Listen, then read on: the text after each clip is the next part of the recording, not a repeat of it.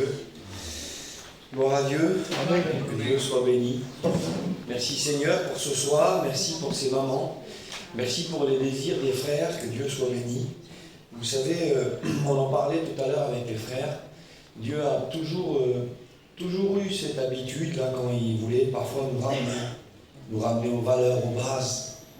Vous savez, le départ d'une petite déviation quand on construit un mur, si c'est quelques millimètres au début, mais au début c'est rien, mais après si le mur doit aller loin, et l'église doit aller loin, le cap de l'église il est loin, amen, que Dieu soit béni. Et sur le petit peu du décalage, là, après on peut se retrouver très loin. Alors quand Dieu veut nous ramener aux bases, quand Dieu veut nous ramener aux valeurs, alors il ne donne pas des rendez-vous publics comme ça, n'importe où, n'importe comment. Il dit à Osée, c'est pourquoi voici je veux l'attirer au désert. Et là je parlerai à son cœur. Il dit à Moïse, tu vas dresser la tente d'assignation au dehors du campement. À l'intérieur du campement, vous savez, les Juifs, ils ressemblent beaucoup à nous, ou plutôt nous, on ressemble à eux. Les enfants courent partout, les femmes, les enfants, il y a beaucoup de bruit. Alors Dieu dit non, il me faut de la qualité d'écoute, de la qualité de cœur, une bonne réception. Vous avez vu, il y a des endroits où le téléphone ne passe pas bien. Ce matin, j'étais là, j'étais avec un de nos anciens, j'étais au téléphone avec un de nos anciens. Et puis, j'étais au téléphone. Et puis je lui expliquais le moment qu'on va voir avec les frères. Et puis à un moment donné, il me parlait, puis ça ne captait pas bien, puis il me disait des mots. J'étais rendu comme ça, je disais, t'es rendu comme ça. Des fois, comme c'est important, alors on veut une bonne écoute. Et Dieu a mis ce séminaire, moi je ne sais pas, je le dis comme ça, avec les frères, je pense que c'est merveilleux à la montagne retirée comme ça. Il y a des autres endroits, je ne dis pas d'endroits, voilà, mais il y a des autres endroits où il n'y a pas que ça. Et parfois, les meilleures moments, si on n'a que lui. Que c'est bon d'être avec lui. De se retrouver avec lui. Que Dieu remette les choses comme il le veut, qu'il parle comme il veut. Que Dieu soit béni, comme on roulait avec les frères, on était tout dans la voiture avec nos compagnes tout à l'heure pour venir là. Et puis on regardait les paysages, on regardait. Vous avez vu, plus on est en ville, et plus on voit la main de l'homme. On le voit sur les immeubles, on le voit, la pelouse, elle n'est même pas naturelle, il y a la main de l'homme. Mais tout à l'heure, comme on roulait, vous avez dû voir aussi, on était là pour regarder ces terrains-là, ces terrains où on ne voit pas la main de l'homme. Ces terrains tels quels, l'herbe elle a poussé comme ça, un peu sauvage, les arbres comme ça. Que Dieu soit béni quand Dieu nous ramène sur ces terrains à lui. Où on ne voit que sa main à lui. Vous êtes prêts à le vivre, ça? Et que Dieu soit béni, Dieu donne des rendez-vous. Et je voudrais dire ça, c'est pas mon message, béni soit Dieu. Voilà, j'ai un message sur mon cœur, pendant que Jonathan, les frères, on avait partagé ça ensemble, ce moment-là. Alors j'ai un message sur mon cœur on va partager un moment, on va construire tout au long de ce séminaire-là, ensemble. Et béni soit Dieu, mais je voudrais juste dire ça, avant je le lisais là, et je pensais à ça, et comment c'est important. Vous vous souvenez de Joseph quand il amène dans Genèse 49, quand il amène ses fils à Jacob, et qu'à un moment donné, donc il a ses deux garçons, Manassé et Ephraïm.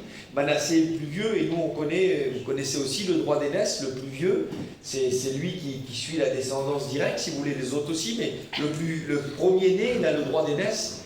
Et quand Joseph arrive avec ses garçons, il les emmène à son père Jacob, et puis il est là, c'est bien, il les emmène au père.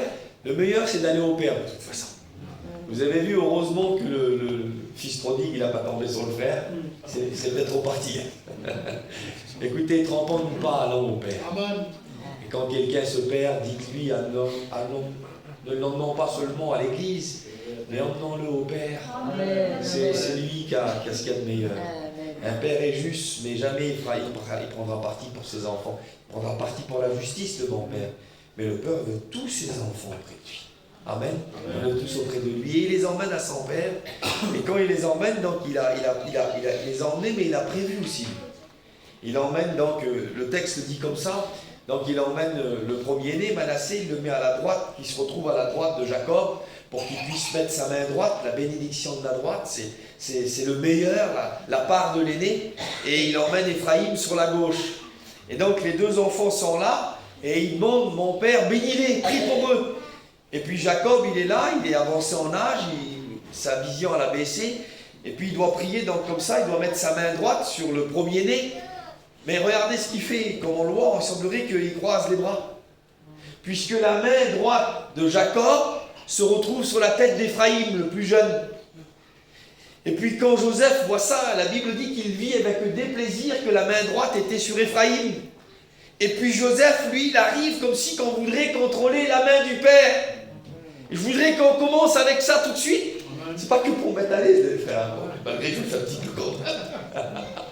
Mais c'est pas que pour ça, hein. C'est surtout parce qu'il faut que ça soit dans cet esprit-là qu'on commence ce temps que Dieu nous donne. Et quand il le met, alors, l'histoire dit, le récit dit que Joseph, il essaye de prendre la main du Père pour dire, et il dit non, tu te trompes. Il dit, c'est pas lui le premier-né, il dit, c'est lui. Et Jacob, il a quand même assez de force, il reste là et il dit, je le sais. Je sais, en voulant dire, je sais ce que je fais, fils. Amen. Amen. Alors, je voudrais juste dire ça, et qu'on va rentrer dans la parole de Dieu. Écoutez, nous, on a amené nos vies. Hein, Manassé, Ephraïm, Joseph, tout le monde est là. Nos familles, nos foyers sont là, on est venus là. Maintenant, si vous voulez, laissons sa main se poser comme il veut. Laissons-le faire comme il veut. Laissons-le diriger comme il veut. Ne venons pas avec notre projet, notre idée, ça va être comme ça, ça va être comme ça. Seigneur, écoute, je suis là. Je me livre à toi. Maintenant, parle-moi comme tu veux. Que Dieu soit béni. Amen. Merci Seigneur. Voilà, que Dieu soit béni. Alors, on va rentrer dans la parole de Dieu ensemble. Et puis, si ça ne vous dérange pas, on a le temps. Jonathan me disait, tu as tout le temps. Hein, je sais qu'on est là ensemble. Mais j'aimerais que le temps qu'on a, et je sais que c'est le même désir que le vôtre, j'aimerais que ce temps-là soit aussi parsemé de prière. J'aimerais qu'on puisse répondre nos cœurs devant Dieu. On va écouter la parole de Dieu. Et puis, je sais que ça a été fait, ça ne vous gêne pas de prier encore une fois. J'aimerais qu'on prie encore une fois. Amen. On ferme nos yeux, je voudrais prier avec vous, si vous voulez bien. Que Dieu soit béni. Merci Seigneur. Merci d'être là. Gloire à Dieu, que Dieu soit béni. Alors j'aimerais vous parler d'un temps, hein, que Dieu soit béni. On ouvre notre Bible ensemble, si vous voulez bien, dans 1 Roi, au chapitre 16, au verset 28. J'aimerais lire ce passage avec vous.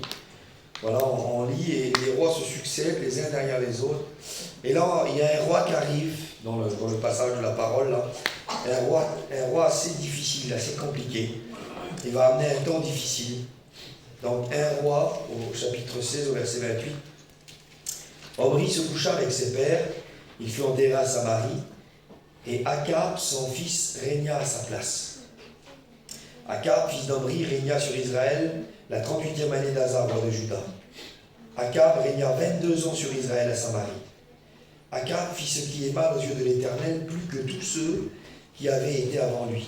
Et comme si c'était pour lui peu de choses de se livrer au péché de Jéroboam, il prit pour femme Jézabel, roi des Sidoniens, il alla servir Baal et se prosterna devant lui, et il éleva un autel à Baal dans la maison de Baal qu'il bâtit à Samarie. Amen, gloire à Dieu. Là, on voit un récit, c'est un temps particulièrement difficile, c'est un temps très difficile qui va arriver en Israël. C'est un temps noir, c'est un temps compliqué, il y a eu une décadence, il y a eu des choses... Écoutez, vous savez, ce qu'on décide de tolérer dans nos vies, ce qu'on décide de laisser aller, ce qu'on décide de ce qui est paresseux en nous, ce qu'on va tolérer, ce qu'on va négliger, ce qui est petit aujourd'hui peut devenir un géant demain. Et c'est ce qui a été fait par les rois qui ont précédé ce roi.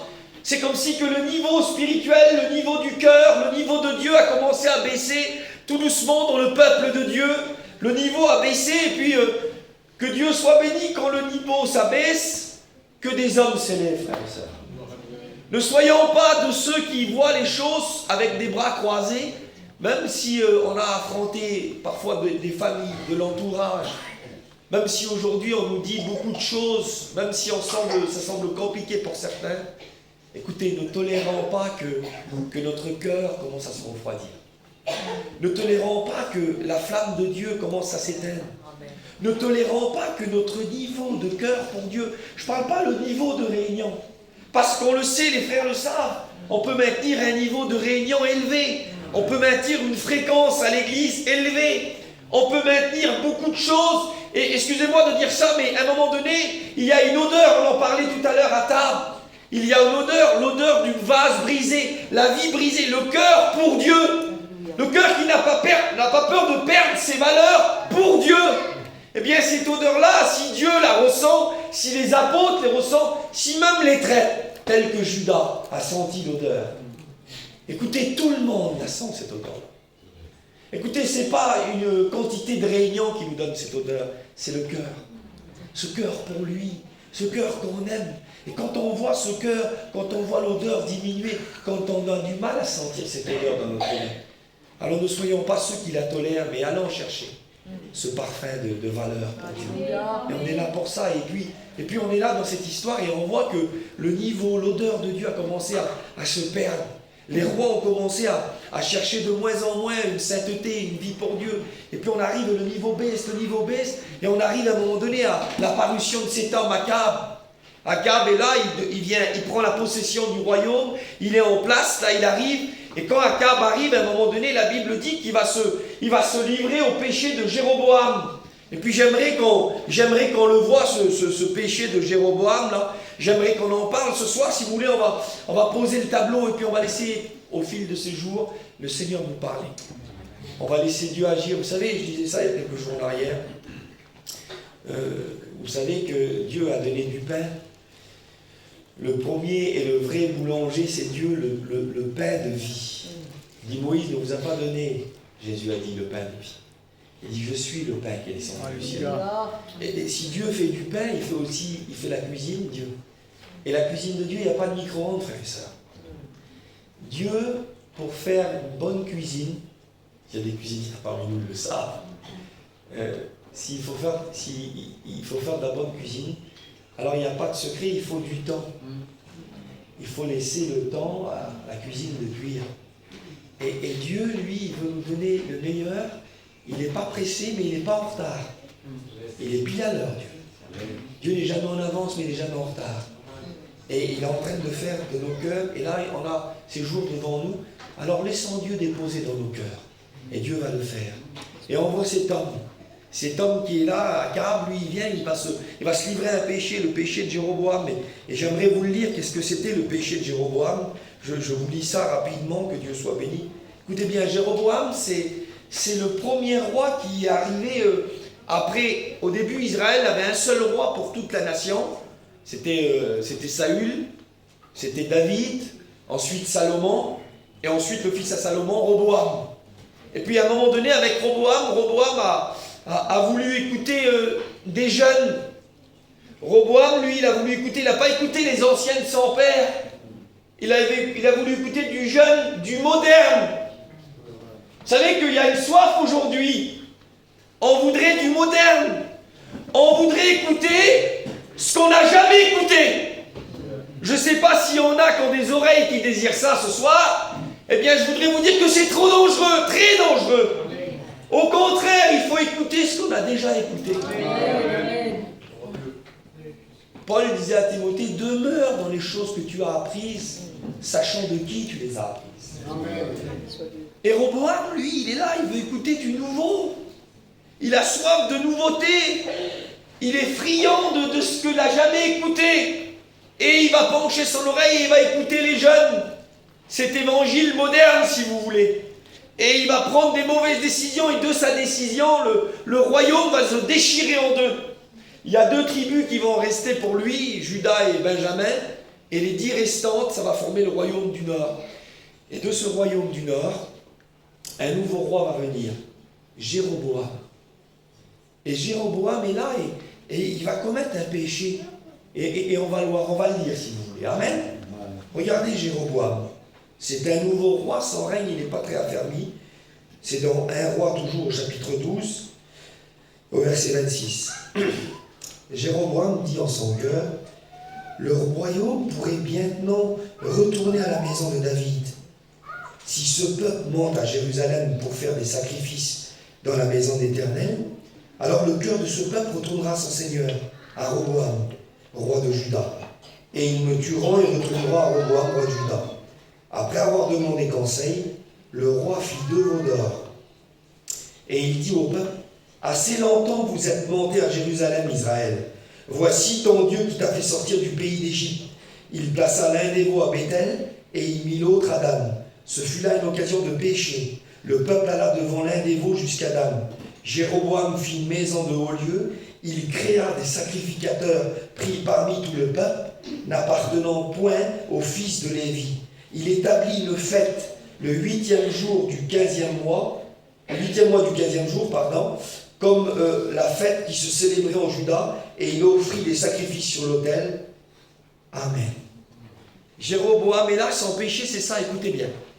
Regardez, dans ce temps difficile, qu'est-ce qui ressort quand on commence à laisser un petit peu les choses aller? Eh bien, Jéroboam qui arrive, et Jéroboam, il est là, il se retrouve avec un royaume tout neuf.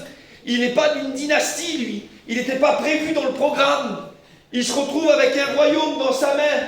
Mais de l'autre côté, il y a Dieu dans sa main. Il a Dieu et son royaume. Et il est en train de faire un petit calcul très simple. Il se dit, voilà ce qu'il a, Jéroboam.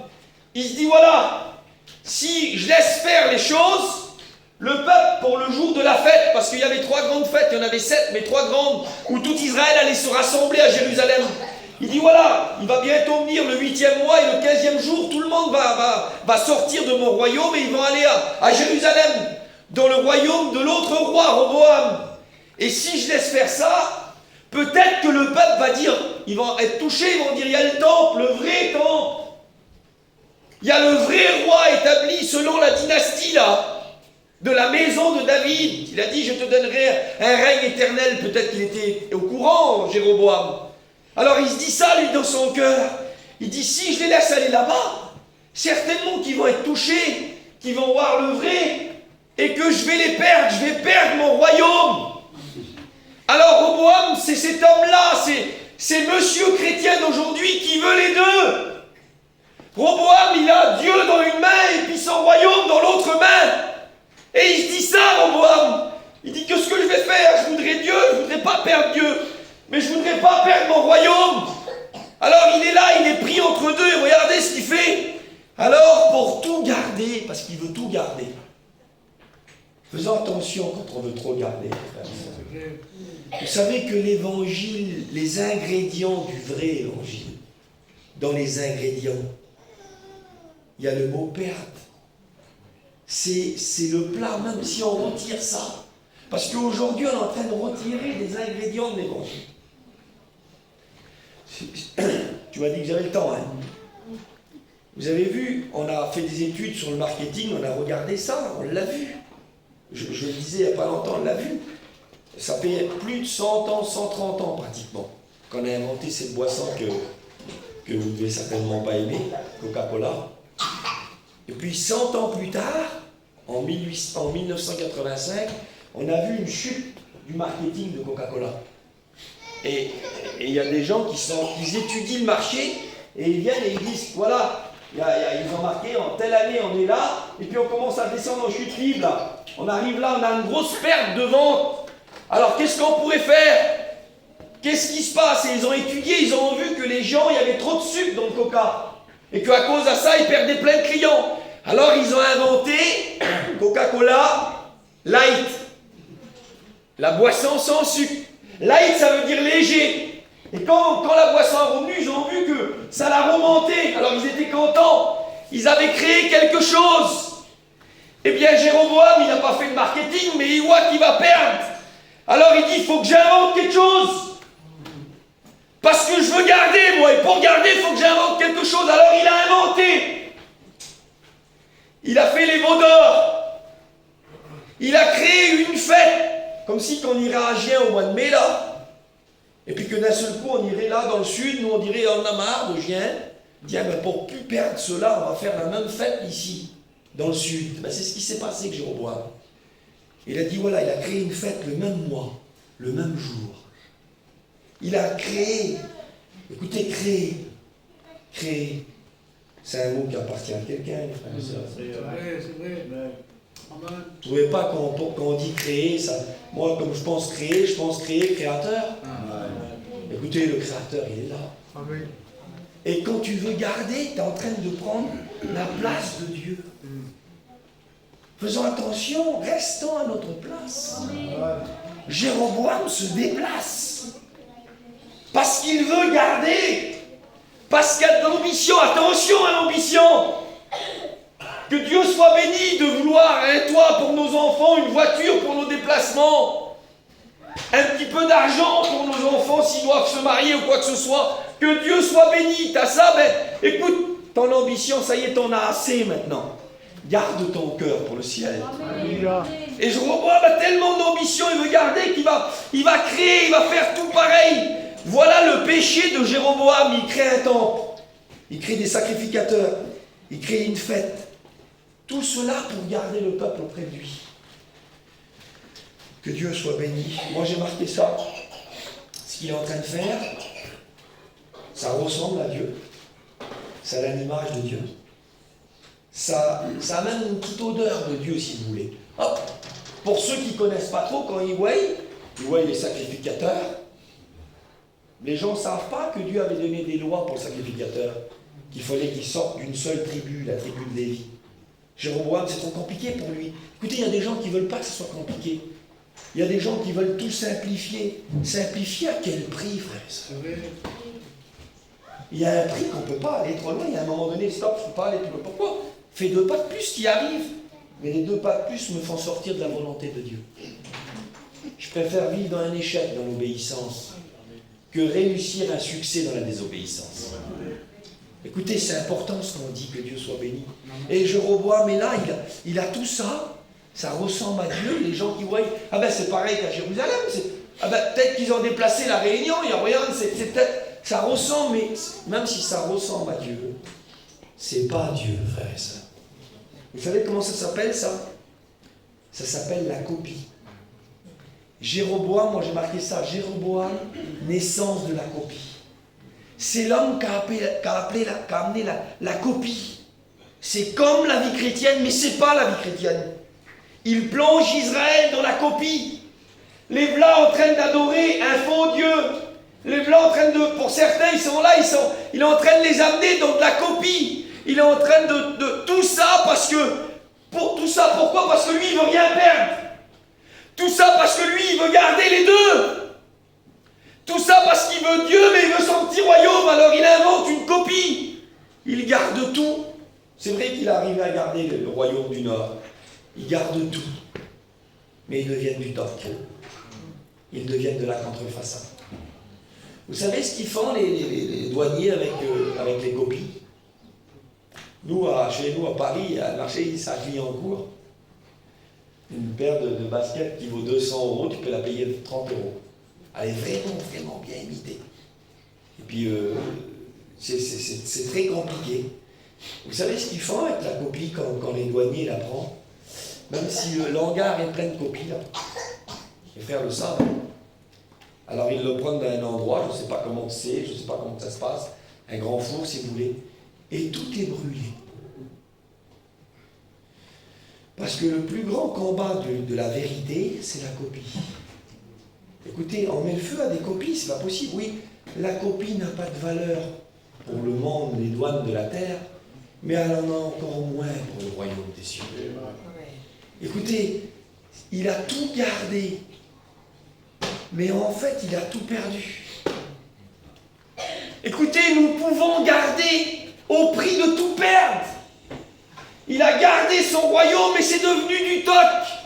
C'est devenu de la copie. Et je voudrais juste vous dire ça.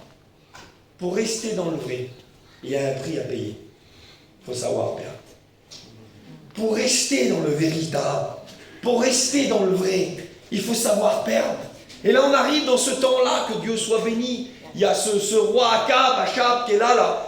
Et lui, il produit pareil, il fait le même, il suit le relais de Jéroboam. Il se livre au péché de Jéroboam, mais comme si c'était peu qui fait ça là, il va aller plus loin. Écoutez, je vous promets que ça ira toujours plus loin. Il va aller plus loin. Quand la copie avance, il y a des choses qui arrivent. Il va aller plus loin. La Bible dit que lui, il va se mettre à servir Baal. Achab va se mettre à servir Baal. Et lui, il va passer à autre chose. Lui, il va carrément se détourner. Jéroboam était là, il gardait une partie de Dieu, et puis il y avait du faux. Lui, il va encore plus loin, il abandonne littéralement Dieu.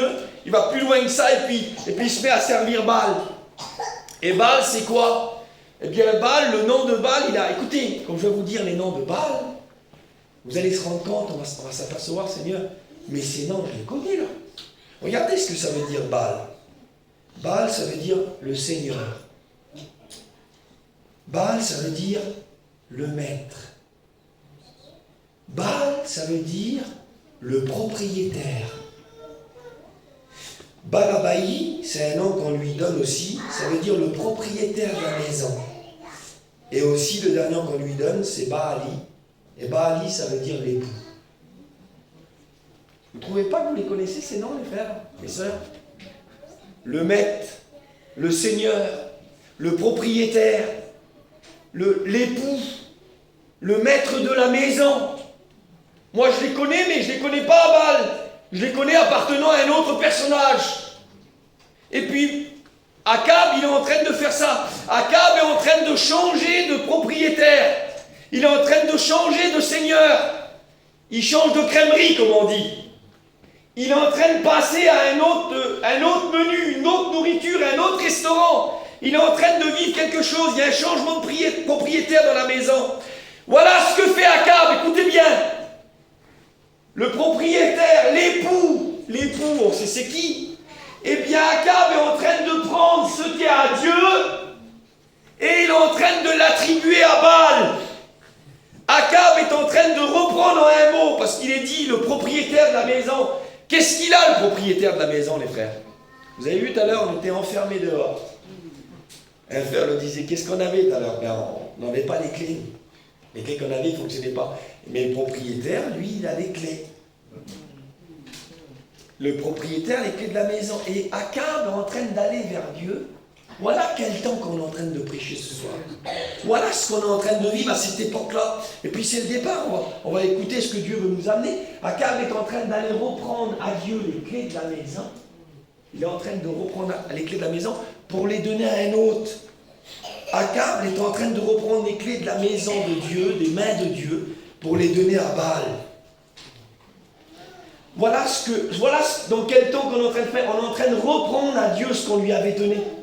On est en train de faire de la récupération. On avait dit à Dieu, tu es propriétaire. Eh bien, Akab est en train de dire, non, tu n'es plus le propriétaire. Je change de propriétaire. Je te reprends les clés que tu avais. Tu ne pourras plus rentrer comme tu veux. Tu ne pourras plus venir, si vous êtes dans une location, vous louez un propriétaire, vous ne pouvez pas faire les constructions que vous voulez les faire. Vous ne pouvez pas faire les modifications que vous voulez. Nous, on est là, les frères, ils ont organisé le séminaire, on est là avec eux. Mais d'un seul coup, on arrive là, et puis on commence à sortir des bandes de peinture. Attendez qu'il arrive, le propriétaire. Ça va coûter cher aux frères. Quand tu n'es pas propriétaire, tu ne peux pas décider de la maison.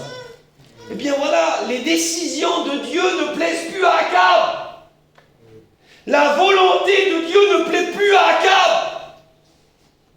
Ce que Dieu fait, ce que Dieu dit, écoute, redonne-moi les clés. Je change de propriétaire. Et puis au musée du Louvre, à Paris, là-bas, il y a une stèle. Il y a une stèle de Baal. Et on y voit Baal qui est là. Il a une espèce de robe comme les Romains, là, vous avez vu là.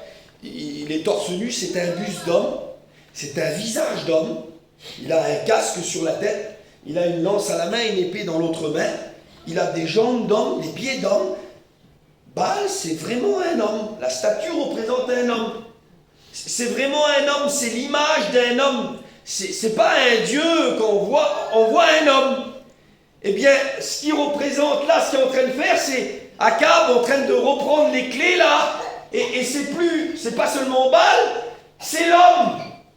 C'est l'homme qui veut reprendre le contrôle. C'est l'homme qui est en train de dire, donne-moi les clés, c'est moi qui va devenir le décideur. Vous vous souvenez du premier péché de l'humanité, que ce que le diable a dit aux hommes? Il a dit, vous serez comme Dieu. En un mot, vous serez, Dieu est le boss, ben tu seras un boss aussi, toi. Dieu est le chef, le capitaine, ben tu seras aussi un chef, un capitaine. Et Akab est en train de dire à Dieu, à l'Éternel des armées, écoute, je reprends les clés, je les donne à Baal, mais Baal c'est un homme, c'est une statue d'homme. coup, je reprends les clés. Maintenant, c'est nous, les hommes, qu'on va diriger. Maintenant, c'est nous qui va prendre les décisions. Maintenant, je vais aller vers les frères, je vais me consulter à moi-même. Vous vous souvenez de Géasi? Quand Naaman est venu, vous vous souvenez de cette histoire-là? Quand Naaman est venu, et que Géasi était là, le jeune étudiant, il a regardé. Il a vu tous les bons sous. Ah, que c'est bon les sous, hein.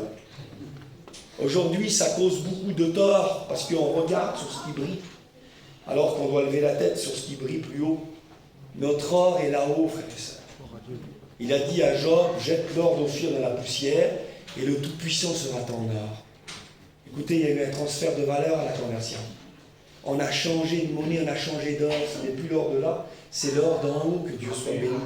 Et Géasi, lui, il n'a pas les yeux sur l'or d'en haut. Il n'est pas comme Moïse, il n'a pas les yeux fixés sur le rémunérateur. Géasi, lui, ce qu'il a les yeux fixés, c'est sur le char de Naaman. Et puis il a vu les talents d'argent, les talents d'or, les beaux habits des beaux couturiers de la Syrie là-bas là. Puis à un moment donné, comme Naaman repart, et que Élisée a dit, je ne veux rien du tout. Quand l'homme de Dieu a dit non, sachant dire non aux richesses qui ne viennent pas de Dieu, sachant dire non aux valeurs qui nous être transmises, mais qui ne viennent pas de Dieu. Quand Élisée a fait repartir Naaman, vous vous souvenez de Géasi, il est là. Il se dit en lui-même. Lui aussi, il a fait pareil d'Akab. Il a repris les clés à Dieu.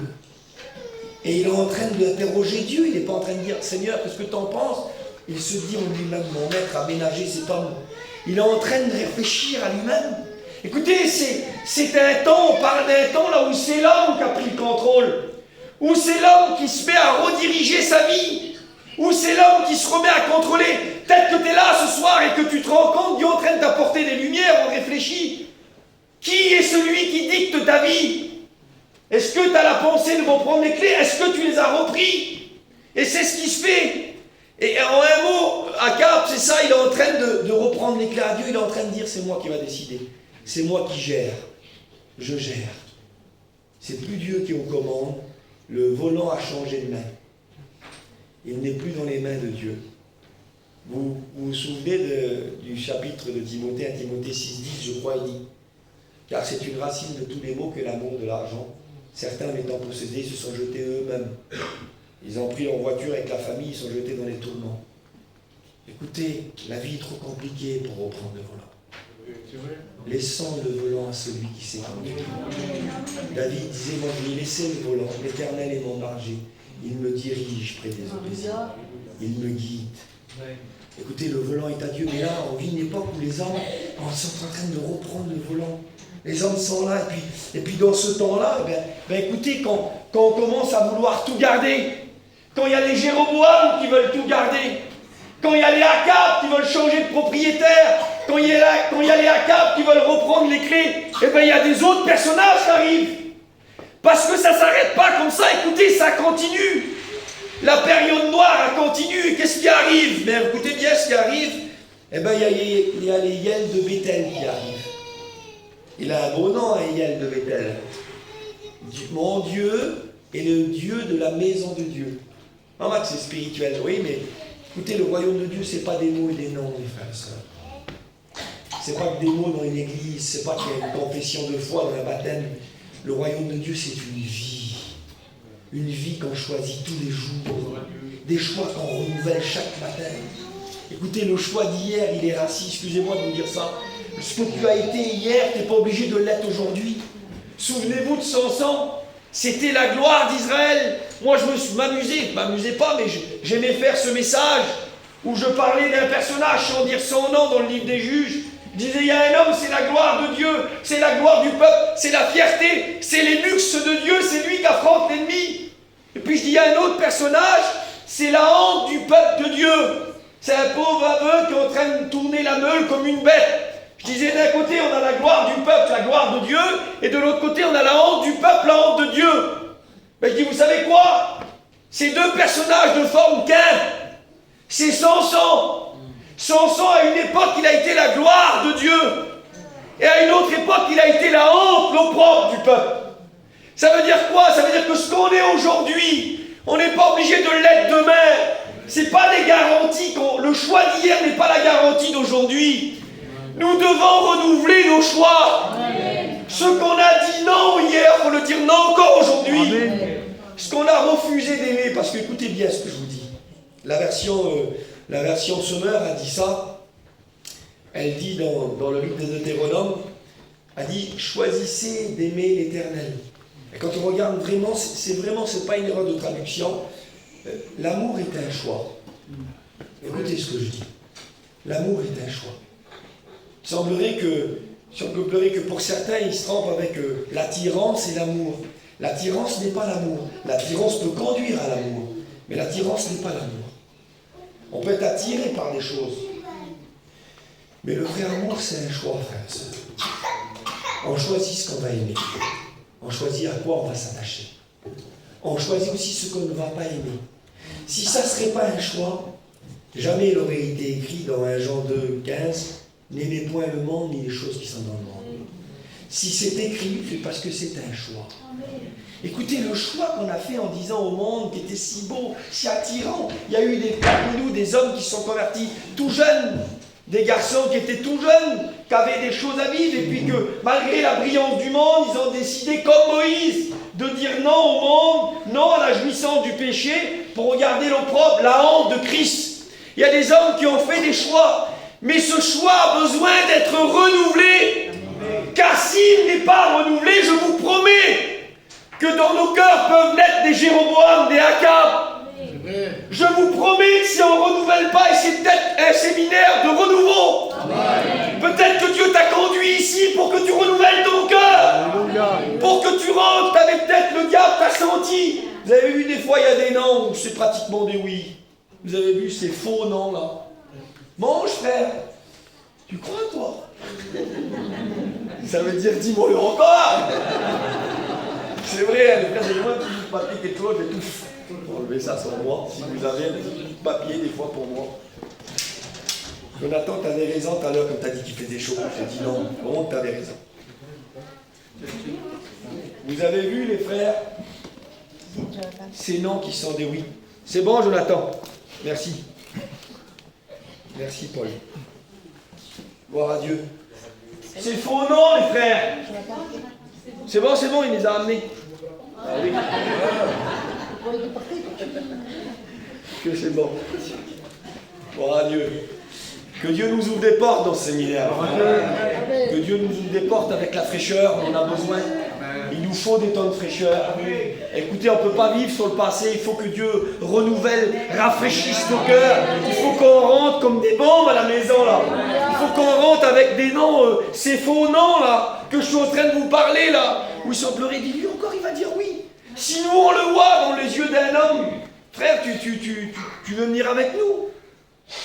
Voilà, ça veut dire oui, c'est un oui dissimulé. Si nous on le voit, je vous promets que le diable le voit. Je vous promets que quand on a dit tu veux ce compromis, tu veux ce travail, tu sais qu'il n'est pas bien. Voilà, hein. Tu veux. Non! Mais les années ont passé. Tu veux ce travail? Hein? C'est quoi que tu dis? Je vous promets que le diable le sent, que le diable le voit, quand le niveau baisse là. Et là on est avec Akab et le niveau est en train de baisser. Comment qu'il est en train de baisser? Il y a les Jéroboam qui sont nés, ceux qui veulent rien perdre, ceux qui veulent Dieu et l'eau du monde. Je veux les deux. Alors tu vas inventer de la copie, mon pote. Parce que dans le vrai évangile, ce n'est pas possible. Tu ne peux pas avoir les deux. C'est notre maître qui l'a dit. Il a dit, ne vous y trompez pas, on ne peut servir de maître à la fois. Ou on aimera l'un, ou on haïra l'autre. Il dit, on ne peut servir Dieu et maman. Maman, c'est les richesses, mais ce n'est pas que les richesses. C'est toute cette richesse. Richesse veut dire agréable, bonne vie. C'est toute cette bonne vie qui va vouloir s'opposer à Jésus. Écoutez, si on a n'importe quoi qui fait de la concurrence à Jésus, je vous promets que sa place, c'est dehors de notre vie. Dans nos maisons, il ne doit pas avoir de chose qui fait de la concurrence à Jésus. Et quand on commence à faiblir dans nos décisions, quand on n'a pas renouvelé nos noms, qu'on n'a pas renouvelé nos engagements de service, il y a des anciens dans le ministère qui sont là et Que Dieu soit béni pour nos anciens. Que Dieu soit béni pour le chemin montré, pour les exemples parcourus. Que Dieu soit béni pour ces hommes qui auraient pu avoir de l'or. Il a de l'or dans les mains, mais il a voulu que l'or de ses mains se mêle à l'or de la parole. Il y en a qui étaient là, qui avaient des moyens de faire autre chose, mais béni soit Dieu pour nos anciens, qui nous ont montré le chemin, pas un chemin superficiel, qui nous ont montré les vrais sentiers. Vous avez vu, on en parlait tout à l'heure avec Tatou sur la route, on parlait de l'homme qui creuse, la maison de surface. Vous savez que cette parole-là, elle n'est pas attribuée à un païen et un chrétien. Vous savez que quand Jésus il l'a dit aux religieux, aux chrétiens. Et il a dit, il y a deux sortes de chrétiens. Il y a l'homme qui bâtit dans la surface. Tout est par terre. Un petit peu de commerce compliqué, il ne va plus à la Réunion. Une maladie qui ne s'arrange pas, il ne va plus à la Réunion. Un enfant qui n'est pas guéri comme ça aurait dû être. Il y a des hommes qui sont impactés par la vie. Mais Jésus a parlé d'un autre personnage. Il a dit, voici, je vous montrerai à qui semblable l'homme qui entend la parole et la met en pratique. Il est semblable à un homme qui a creusé. Et on disait ça tout à l'heure sur la route. Quand il creuse, l'homme qui creuse là, il a dans sa tête, lui, il y a certains qui viennent, ils ont des mètres dans la tête. Moi, je creuse 5 mètres. L'autre, il est un petit peu plus vaillant, 10 mètres. Mais l'homme que Jésus parle, il n'a pas de mètres dans la tête. Lui, il a une vision. Il creuse 5 mètres, 10 mètres, 20 mètres, 100 mètres, 1000 mètres. Ça n'existe peut-être pas, j'exagère. Mais lui, il creuse parce que lui, il attend que la pioche fasse paf. Il attend un objectif, c'est le roc. Lui, il dit, moi, c'est pas 3 mètres, c'est pas 5 mètres, moi, c'est le roc. Si le roc est à 1 mètre, c'est bon, j'arrête, je bâtis dessus. Merci Seigneur. Mais s'il est à 10 mètres, s'il est à 100 mètres, l'objectif de l'homme de profondeur, c'est le roc. Et pour atteindre le roc, pour vivre dans le roc, pour demeurer dans le roc, alors il faut renouveler les choix, les frères. Et puis j'avance, on arrive sur la fin de ce message-là. Ça va déposer quelque chose, c'est ce soir. Et puis je crois que demain, le Seigneur va nous parler aussi, que Dieu soit béni. On avance et là, par rapport à des choix, par rapport à du léger, par rapport à la naissance, il y a Jéroboam, il y a Akab qui est là. Alors il y a ce troisième personnage qui vient, Hiel de Béthel. Je vous lis Hiel de Béthel. Regardez, 200 ans. Hiel de Béthel bâtit Jéricho. Alors c'est qui Hiel de Béthel? Hiel de Béthel, c'est très simple. Écoutez bien ce qui se passe. Hiel de Béthel, c'était un homme qui va rebâtir Jéricho. Vous connaissez l'histoire de Jéricho.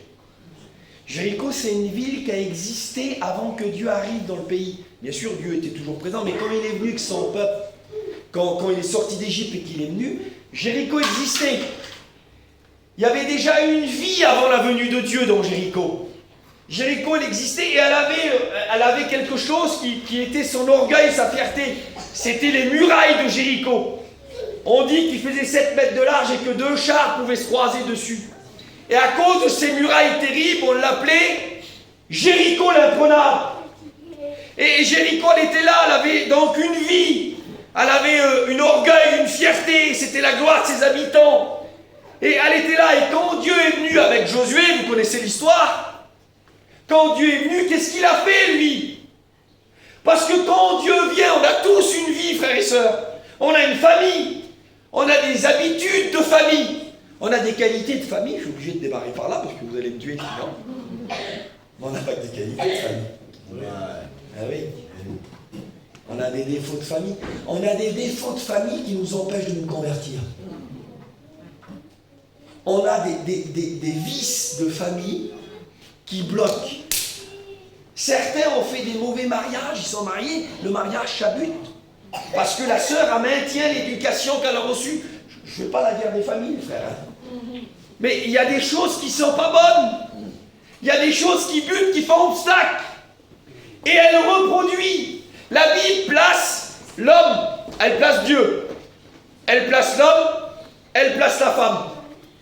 Mais il y a eu des familles où la place de la femme a été mal placée, les frères. Et puis la femme, elle est là, elle est dans l'homme, et Et ces défauts de famille-là, ils reproduisent le même scénario dans les enfants.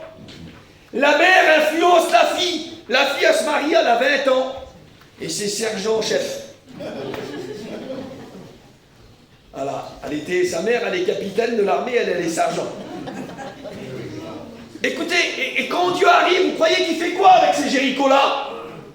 Vous croyez que Dieu fait quoi? Ah, qu'elle est belle, ton ancienne vie. Maman qui sont en classe dans ta famille. Maman qui est, excusez-moi, je dis ça. Maman, que vous êtes vaillant pour voler, vous. Vous croyez que Dieu va féliciter le péché? Vous croyez que Dieu va... Non, quand il arrive à Jéricho, qu'est-ce qu'il fait? Il détruit la ville. Quand Dieu arrive, écoutez, on parle toujours du Dieu de la vie. Mais excusez-moi, Dieu est aussi le Dieu de la mort. Puisque quand Dieu arrive, il y a ces deux actions qui viennent. Soyez avec moi, je vais terminer dans pas longtemps. Quand Dieu arrive, il y a ces deux actions qui viennent, frères et sœurs. Vous avez vu quand il est venu à Gadara, il a apporté la vie dans l'ancien possédé qui était là. Mais pour les porcs qui étaient à côté, les porcs d'impudicité qui représentent le péché, qu'est-ce qu'il a fait? Il a fait vivre là, il a fait mourir là. Écoutez, quand le Christ arrive, il y a de la vie, mais il y a de la mort. Nous, on voudrait juste la vie. On voudrait un petit peu comme Akab, prendre les clés et gérer. Moi, je veux pas que tu touches à mes vêtements, je veux pas que tu touches à ma voix, je veux pas que tu touches à mon comportement, je veux me convertir mais être pareil. Écoutez, on le disait, comme le petit microbe, il a venu là, et puis je veux pas être maladroit d'en parler, mais quand même, ce petit microbe invisible, comme il a rentré dans des corps, il a tout perturbé. Tout était perturbé, ça a été très compliqué. Je vous referme juste ça. Mais alors, si un petit microbe peut mettre tout en dessous, en dedans, tout bouleverser notre corps, le grand Dieu de l'univers viendrait dans nos vies. Et on serait toujours avant, après, pareil. Il est venu, qu'est-ce qui a changé? Rien. Non, les frères. Quand Dieu arrive, il arrive avec la vie, mais il arrive avec la mort. Il y a une vie, il y a une mort. Il fait mourir le vieil homme. Il fait mourir les vieilles habitudes. Écoutez bien, moi je me convertis, je suis un alcoolique. Je vous donne, c'était pas du tout ça, j'étais un petit enfant de cœur. Mais si je suis alcoolique, je me convertis, je dis Dieu est venu dans ma vie, je bois toujours pareil qu'avant. Écoutez, et moi je vais te dire, viens à la Réunion. Tu me dis, c'est bon, j'ai pas besoin de voir la Réunion. J'ai vu, par rapport à ce que tu es pareil qu'avant, que donc tu n'as pas rencontré Dieu. La preuve de la rencontre avec Dieu, c'est qu'il y a une destruction qui vient dans notre vie. Dieu détruit. Et Dieu a détruit Jéricho, que Dieu soit béni. C'était leur gloire. Il a détruit la ville. Mais qu'est-ce qui va se passer avec Yel? Parce que les Jéroboam sont venus, ceux qui veulent les deux. Parce que les Akab sont venus, ceux qui veulent les clés de la vie, les dirigeants de leur propre vie. Alors est paru un autre, Yel. Et qu'est-ce qu'il a fait, Yel? Il a été reconstruire quelque chose que Dieu avait détruit. Il a été remettre là. Il a remis en place. Il a remis debout ce que Dieu avait mis KO. Je vous promets que si on laisse ce temps d'ignorance venir sur nos vies, je vous promets que si on a un évangile light, si on commence, on a enlevé le sucre dans le coca, mais si on enlève le conditionnel de la Bible, parce qu'il y a des conditions à remplir, pour un serviteur de Dieu, d'après Paul à Timothée, il y en a 18. Pour un chrétien, il y en a aussi des conditions. Écoutez, on ne peut pas s'habiller n'importe comment, aller n'importe où, parler n'importe comment, traîner avec n'importe qui, aimer n'importe quoi. C'est pas possible. Écoutez, quand Dieu est venu, il a fait tomber les amours. On aimait la vie, on aimait le monde, on aimait des choses. On aimait des distractions. Avant, on ne connaissait pas Dieu, alors on voulait aller au restaurant. Parce que comme on avait un coup de cafard, on se disait, je vais aller au restaurant avec ma compagne, ça va nous changer les idées. C'était pas trop, il y a quelques années maintenant, ça se fait. On connaissait pas Dieu, alors on disait, ma femme, elle n'est pas bien, elle fait une dépression. Eh bien, tiens, je viens voir elle, regarde, je rouvre une lettre, et dans la lettre, il y a 2 billets. Il y a 2 billets pour New York, ou il y a 2 billets pour une croisière. Ça, c'était, on connaissait pas Dieu. Alors, on avait des choses, des solutions. On avait des moyens, on avait des remparts, qu'on connaissait pas Dieu. Mais quand Dieu est venu, il a détruit les Jérichos anciens. Il a fait tomber maintenant qu'on est Dieu.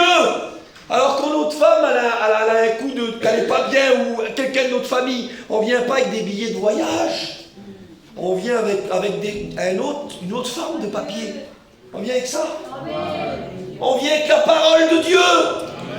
Parce que Dieu a détruit nos fausses idées, a détruit des mauvais amours. C'est beau ce que je vous dis là, hein? Mais regardez Yael, qu'est-ce qu'il fait lui? Il reva dans la poubelle. Qu'est-ce qu'il a acheté là? Et puis il ressort. Et il se met à rebâtir. Et on fait quoi Yael? V'là Yael qui repart dans le monde. V'là Yael qui se remet à aimer comme avant. Yael est en train de reconstruire ce que Dieu a détruit. Yael est en train de relever ce que Dieu a mis par terre. Écoutez, quel temps difficile qu'on arrive, quel temps difficile. Et puis j'arrive à la fin, on va prier le Seigneur. Voilà, j'ai voulu apporter ce message parce que je crois que dans ce temps noir, Dieu va nous amener quelque chose. Demain, il y a une suite à ce message-là. Je voudrais juste qu'on fasse cette réflexion avant d'aller plus loin. Je vais terminer là ce soir. Voilà en quel temps on est. Je vous emmène avec moi. Hein. On va rester dans cette époque-là. On va rester dans l'époque d'Akab. On va regarder ça. Écoutez bien. On voit que ce temps est un temps difficile où des hommes ne veulent pas perdre. Écoute, peut-être que dans ce séminaire, le Seigneur t'appelle et qu'il te dit, écoute, toi tu voudrais écouter autre chose. La démangeaison d'entendre des choses agréables. Vous imaginez qu'on irait voir un docteur et qu'avant qu'on rentre par le docteur, on dirait, docteur, vous êtes un docteur? Oui, d'accord. Bon ben moi je vais vous dire ce que je veux entendre. Je ne veux pas que vous me dites que je suis malade. Je ne veux pas que vous me dites que ça ne va pas. Je veux que vous me dites que tout va, je veux que vous me disiez que des choses agréables. Je pense que le docteur, si c'est un vrai docteur, va dire, écoutez, je vous sors de là. Il y a l'hôpital psychiatrique à côté. C'est vers mon confrère que je vais vous envoyer. Et ça vous fait rire. Mais on pourrait prendre certains gens et les amener dans un hôpital psychiatrique aujourd'hui. Parce qu'ils viennent à l'église en voulant déjà écouter ce qu'ils veulent. Ils ont déjà choisi. Il y a parmi nous qui fréquentent nos réunions des Jéroboam. Une main sur Dieu, une main sur le monde. Et je veux les deux. Écoutez, je vous promets, ça ne marche pas. Écoutez, il y a des Jéroboam. Il y a des Yael de Bethel des fois. Mon frère, ouvre tes yeux. Regarde, tu t'es pas vu faire. Tu es en train de reconstruire ce que Dieu a détruit dans ta vie. Tu te remets à avoir besoin de passer le temps. Écoutez, je vous promets, il y a des frères, je ne vais pas citer des endroits, mais il y a des frères que si on les tiendrait enfermés pendant 4-5 jours, s'ils ne peuvent pas aller en ville pendant 4-5 jours, que ce soit un restaurant, une balade, une promenade, ce que vous voulez, il y en a que ça. T'es en pression, mon frère, qu'est-ce que t'as que t'es pas bien? Hein, je ne peux plus aller au restaurant. Ça paraît fou ce que je vous dis là. On se remet à avoir des besoins de païens. On se remet à avoir des envies de païens. On se remet à avoir les mêmes besoins qu'on avait avant de l'avoir rencontré. Écoutez, je vous pose la question. Qu'est-ce que tu vas faire dans ces jours? Vas-tu reconstruire ce que Dieu a détruit? Quel Seigneur vas-tu choisir pour ta vie? À qui vas-tu donner les clés de la maison? Qu'est-ce que tu vas vouloir garder? La Bible dit qu'il n'a pas regardé son égalité avec Dieu comme une proie arrachée, et il y a une version qui dit comme quelque chose, comme un prix à maintenir à tout prix. Ça veut dire que lui, il n'a pas dit non, il dit moi je ne peux pas descendre. Je ne peux pas descendre. Non, il s'est dépouillé lui-même, dit la Bible. prenant la forme d'un serviteur, devenant un simple homme. Et il a obéi même jusqu'à l'obéissance de la mort de la croix. Écoutez, frères et sœurs, Dieu nous parle ce soir. On est dans un temps difficile. Ce temps, cette période de l'écriture qui a eu lieu, qui a existé, les Jéroboam, les Aka, les Yel de Bethel, qui ont existé, ça nous paraît tellement bizarre, ça nous paraît tellement loin de nous. Mais je vous promets dans ce séminaire que si on ne fait pas les bons choix, si on ne lâche pas où on doit lâcher, si on ne se repent pas dans le temps où on peut se repentir, parce que dans l'Apocalypse, il dit « Je t'ai donné un temps pour te repentir ». Croyez pas que la repentance, on a le contrôle dessus. Croyez pas que c'est nous qui décident de l'heure et du moment. La Bible dit, il a accordé aux hommes la repentance comme un don. Dieu nous l'a donné parce qu'il viendra un temps où les gens diront aux montagnes tombez sur nous. Ils voudront se repentir, mais ça sera en vain. Écoutez, si Dieu nous a ramenés ici, dans ce temps-là, pour regarder nos vies, et si on verrait dans nos cœurs, et on va prier le Seigneur maintenant, si on verrait dans nos cœurs qu'il y a comme des naissances qui sont en train de se former, et puis le Seigneur dit, tu vois ce qui est en train de se former, la naissance qui est sur le point de venir, ben c'est un petit Jéroboam qui est en train de naître en toi. C'est un petit Yel de Bethel. Il est en train de naître et tu vas reprendre ce que tu as laissé. Tu vas reconstruire ce que moi j'ai voulu détruire dans ta vie. Alors si nous voyons ça devant la parole, examinons notre vie. Plaçons-nous devant Dieu. Et demandons à Dieu dans ce temps difficile de ne pas être de ces hommes-là. On prie le Seigneur, frères et sœurs. Seigneur, merci. Merci pour ta parole. Merci pour ce que nous écoutons, Seigneur. Merci pour ce que tu nous donnes. Merci parce que ces choses nous sont arrivées jusqu'à nous pour nous servir d'exemple. Seigneur, nous ne voulons pas être des Jéroboam, des Aka. Nous ne voulons pas être des Yel de Bethel. Nous voulons être ces hommes qui demeurent dans les choses qu'on a apprises, qui gardent le bon dépôt, qui restent sur la bonne route. Que ton nom soit béni. Amen. Merci pour ce temps qui commence. Merci pour ce que tu prépares.